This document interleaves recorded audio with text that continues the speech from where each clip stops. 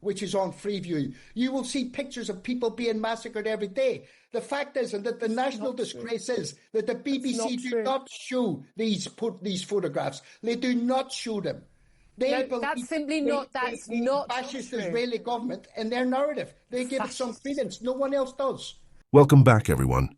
Today we're diving straight into one of the most jaw-dropping interviews you'll ever hear. Julia Hartley has once again revealed exactly where she stands, brushing off mass suffering and aligning herself with arguments that sound eerily like justifications for ethnic cleansing. And the shocking part? These aren't accusations made up by her critics. These are her own words, laid bare for the world to see. But she's not alone in this clash.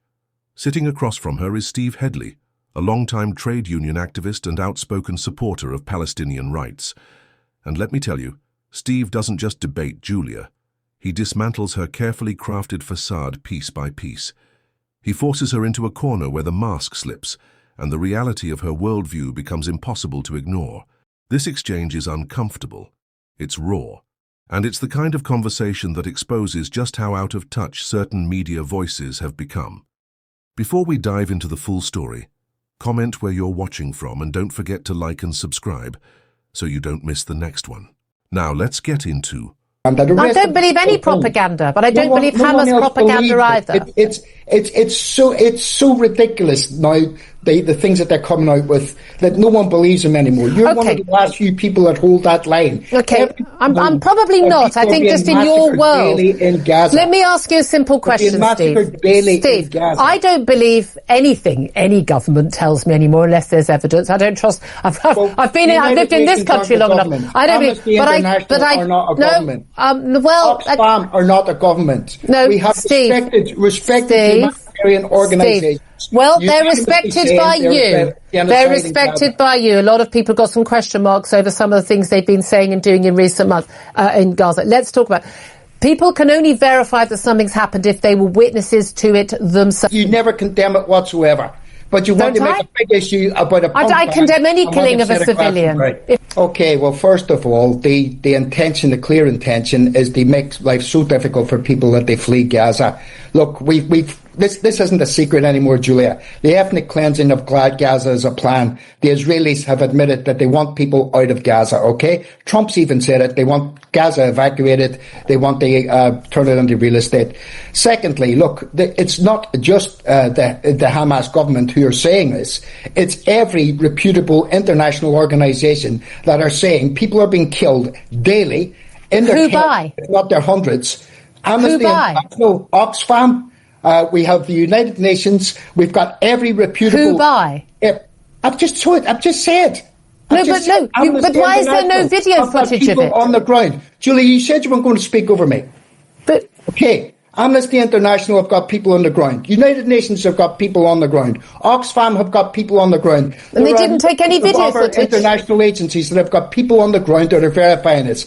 As for the footage... No one put their phone up and took a video. Julia, let me finish. But I asked you the question, you're not answering it. Why is there no video footage? I'm answering you the question. As for the footage, if you look at Al Jazeera, which is on Freeview, you will see pictures. If you look at France TV, which is on Freeview, you will see pictures of people being massacred every day. The fact is, and that the national disgrace is, that the BBC do not show these photographs. They do not show them.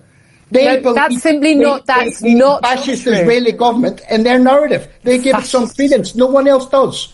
Okay, it is not true. BBC, you think the BBC wouldn't show footage and then sort of blur out any death? No, there isn't footage of these massacres because they're not taking place by Israeli Julia, this soldiers. Is just a ridiculous argument. You go on Al Jazeera, go on France TV, go on any other TV station, and you will see live streams sometimes, people being massacred, standing, queuing up for food. It happens. The sheer audacity of Julia's response is staggering. Think about this for a moment. More than 200 journalists have been killed in Gaza, many of them targeted while simply doing their jobs, documenting reality so the rest of the world can see the truth. And what does Julia say? With a casual shrug, she dismisses them as, "Not my colleagues. An awful lot of them worked for Hamas." Let that sink in. Instead of recognizing them as reporters, cameramen and storytellers risking their lives, She paints them all with the brush of terrorism. In her mind, their deaths weren't tragedies. They were just collateral. That's not just insensitive. That's dehumanizing. And then, as if that wasn't enough, she doubles down with this bizarre claim that there's no video footage to prove what's happening.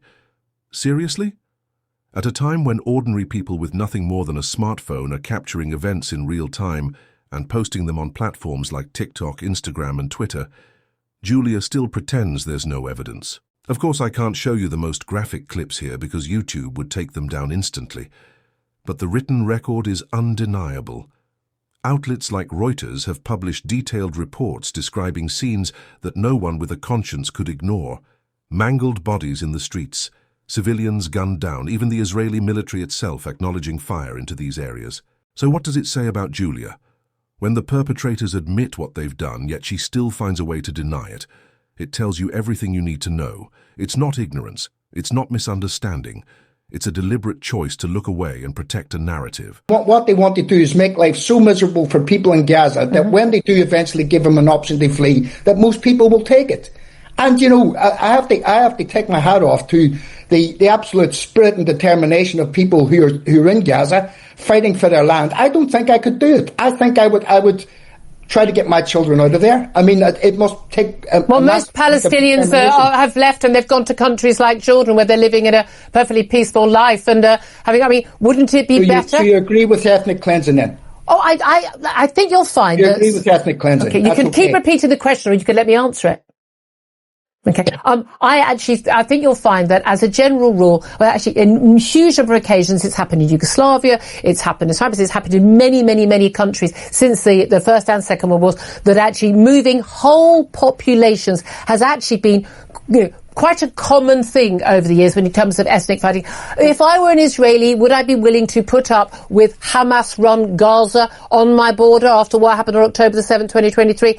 Abso-bloody-lutely not. In which case, it's untenable for people in Gaza to remain under Hamas leadership. If they're not going to get rid of Hamas, or if Hamas isn't going to lay down their arms, and then they're urged to their declaration, declared statement that they want to annihilate Israel and all of the people in it, I don't think it's tenable for those people to remain. No. If I was to say to you, okay, the problem is since 1948, the Israelis, the IDF force came out of terrorist organisations, the Haganah and the Irgun, which actually murdered British troops in the St David's Hotel. It's a conscripted national defence Hotel, you would know that. And from then on, they've terrorised the Palestinians. They've killed thousands of them every year, whether it's a declared war or not. Even in the West Bank, where Hamas are not in control, we see settler violence encouraged by the government, and the government continually stealing more and more Palestinian land. I have very big issues with what's been happening in the West Bank. I concur with that. The solution to this is to move a whole population. Well, if I was to say to you, well, let's all move all the Israelis back to Eastern Europe or back to New York or New Jersey, which the vast majority of them came from. Very few of them have got Semitic genes at all. They're not. That's again completely made up nonsense. No link to the occupied Palestinian. They do. I mean, I'm sorry. There's never been anywhere. You'd be outraged, wouldn't you? No, because the Jewish people have a right to homeland, same as everyone else. Yeah, Hamas didn't exist until the 1980s. Hamas only came about because of the horrible way that the Israelis treated the Palestinians. Yeah. Hamas didn't exist. In fact, Netanyahu funded Hamas. He funded them. And this is on record. This is not me saying it. Google it. Netanyahu funded Hamas to sow division within the Palestinian communities to undermine the PLO leadership. There's been a lot of things have happened over the years. But if you're really worried about babies and children and innocent women and men dying in Gaza right now, I would say the number one priority would be to oust Hamas. Yeah, you agree? I think the number one priority would be to oust Netanyahu and his murderous fascist Israeli government. So a democratic government is the problem, not the terrorists of Hamas. But the Israeli government is a terrorist government, Julia. It's not a terrorist government. It's not a fascist government. You throw these words around and they're meaningless. You genuinely don't think. Do you think it would be a good thing or a bad thing for the people of Gaza if Hamas were ousted completely and were gone from Gaza? Good thing or a bad thing? I think it would be an absolutely brilliant thing if Netanyahu... No, I didn't ask you that. Steve, I will get to that. No, don't get to that. Just answer the question I asked you. The people of Gaza can determine their own fate. Well, they had an election in 2005 and they elected Hamas. They haven't had one since. Would it be a good thing or a bad thing for Hamas to be ousted from Gaza? Good thing or a bad thing? I think if the people of Gaza decided their own fate, that is what we have to respect. Steve doesn't just make an argument here. He drops cold, hard facts that cut straight through Julia's talking points, and the contrast couldn't be clearer. While Steve is laying out history, context, and evidence, Julia comes across as someone who desperately needs to spend some time in a library, pick up a few history books, and maybe, just maybe, step outside of her media bubble.